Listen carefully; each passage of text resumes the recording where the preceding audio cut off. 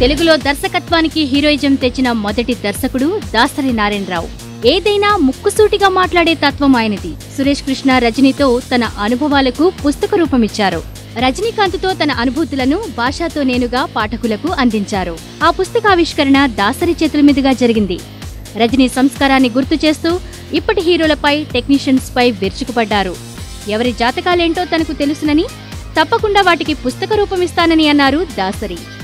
ఒక దర్శకుడు తన కథానాయకుడితో చేసిన సినిమాల వెనక ఉన్న అనుభవాన్ని చెప్పడం, అది కూడా ఎవరో ఒక ఆషామాషి ఆర్టిస్ట్ గురించి కాదు, రజనీకాంత్ లాంటి ఒక సూపర్ స్టార్ గురించి. రజనీకాంత్ అంటే భారతదేశంలో ఇప్పటి వరకు the one and only superstar of India is none other than Rajinikanth. నాకు రజనీకాంత్కి చాలా ఎక్కువ సంబంధం ఉంది. మా ఇద్దరి మధ్య ఎంతో అనుబంధం ఉంది. చాలామందికి తెలియదు, అతనికి తెలుసు, నాకు తెలుసు. బహుశా సురేష్ కృష్ణ కొంతవరకు తెలుసు. నేను కారులో వెళ్ళిపోతుంటే గేటు దగ్గర నిలబడి ఫోటోలు చూపించి నా పేరు శివాజీ అని చెప్పి ఈ క్యారెక్టర్ అడిగాడు. ఇది నేను చెప్పదలుచుకోలేదు, ఎందుకంటే కానీ తను ఈ క్షణానికి గుర్తుపెట్టుకుని ఎప్పుడు చూసినా సార్ ఇంటి దగ్గర నేను నిలబడి ఆయన ఫియట్ కార్ ఆపి నా ఫోటోలు చూపించానని చెప్పే మహా వ్యక్తిని ఇవాళ ఎవరిని చెప్పగలమండి? ఎంతోమంది అడ్రస్ లేని వాళ్ళకి అడ్రస్ ఇచ్చి, ఫిలిం ఇన్స్టిట్యూట్లో ఛాన్స్ దొరకని వాళ్ళకి ఛాన్స్ ఇప్పించి, ఆర్టిస్టులు చేసి ఆశీర్వదించి, నేను కనిపిస్తే కాళ్ళకి నమస్కారం పెట్టి, ఇవాళ దాసరి నారాయణరావు నేను వచ్చినప్పుడు లేవడా అని ఆలోచించే స్టార్స్ వచ్చారు ఇప్పుడు వాళ్ళ ఇండస్ట్రీ. ఇది కూడా చూడాల్సిన కర్మ మాకు పట్టింది. నాతో ఛాలెంజ్ చేసే రేంజ్కి మాట్లాడేటటువంటి స్టార్స్ కూడా వచ్చారు. వేషం ఇస్తే చాలు ఇంటి చుట్టూ సైకిల్ వేసుకు తిరిగిన వాళ్ళు.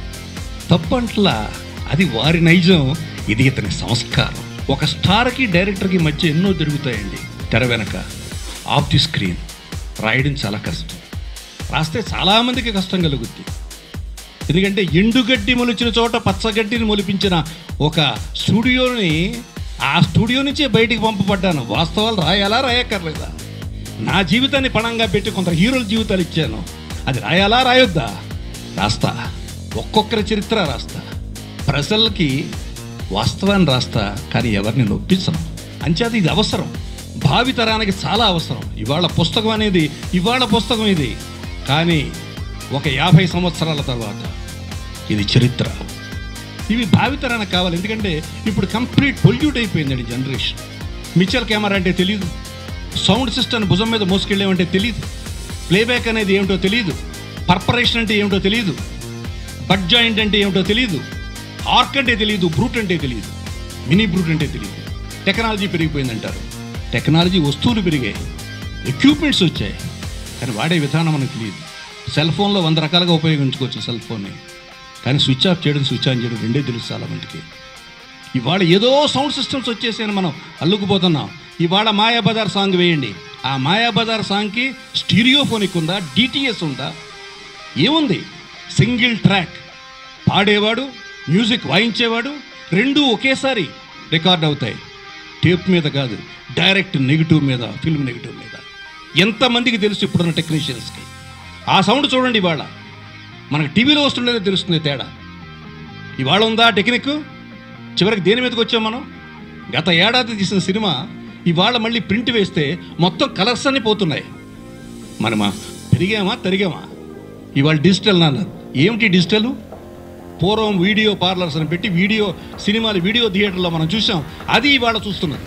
ప్రతి జనరేషన్కి పెద్దవాళ్ళు, కొంతమంది చరిత్రకారులు, చరిత్ర సృష్టించిన వాళ్ళు, వాళ్ళ అనుభవాలు కొత్త జనరేషన్కి ఇచ్చి వెళ్ళాలి. ఇవాళ సోకాళ్ళు అద్భుతమైన లేటెస్ట్ ట్రీట్మెంట్ చేస్తున్నాం. అసలు టెక్నాలజీ మారిపోయింది, స్టోరీ బోర్డు వచ్చింది. స్టోరీ బోర్డు ఉండదండి. ఇవన్నీ మీరు నవ్వుకునే మాటలంతే. స్టోరీ బోర్డు అనేది ఉండేది వేరే దానికి, గ్రాఫిక్స్ చేసేదానికి. సినిమాలో ఒక సీన్లో ఆర్టిస్ట్ వస్తున్నాడు, వెడుతున్నాడు, దానికి స్టోరీ బోర్డు ఉండదు. సరే మొత్తం సినిమా అంతా స్టోరీ బోర్డు వేసానండి అంటాడు.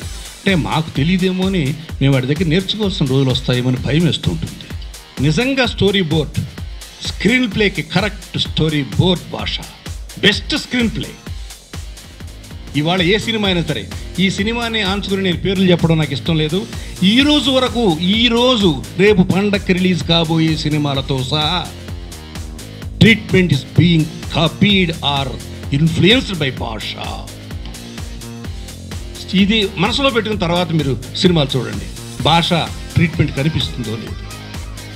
అలాగే ఇవాళ ఏ పంచ్ డైలాగ్ అని మనం అంటున్నామో, that punch dialogue is being introduced by Suresh Krishna. ఒక్కసారి చెబితే 100 సార్లు చెప్పినట్టు. అక్కడి నుంచే పంచ్ డైలాగులు స్టార్ట్ అయ్యాయి. దాని తర్వాత పంచ్ డైలాగులు మీరు చూడండి. మనుషులంతా ఒకటే సినిమా నెల్లూరులో షూటింగ్ చేస్తాం. రామారావు గారు బురదలోంచి కొట్టుకుని వచ్చేసేయాలి.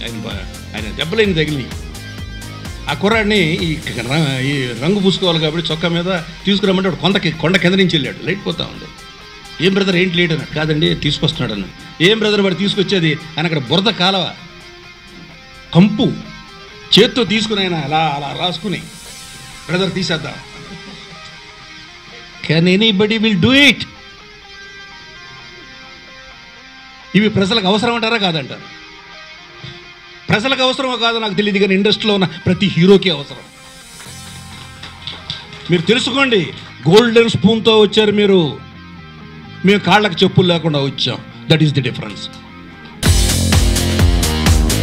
రాజశ్రీ తెలుగు నుండి ఈ రిపోర్ట్ అందిస్తున్నది కెమెరా పర్సన్ రాధాకృష్ణతో కుమార్.